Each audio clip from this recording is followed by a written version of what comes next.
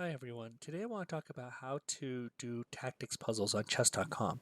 Solving tactics puzzles is one of the best ways to improve your chess very quickly.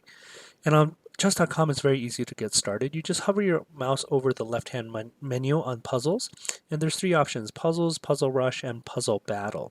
So let's go through them one at a time. If you click on puzzles here, a new menu will pop up and you have two options. One is to play rated puzzles and the other one is through learning. When you play rated puzzles and you click start, every time you solve a problem, you'll get a rating. If you solve it correctly, your rating will go up. If you solve it incorrectly, your rating will decrease.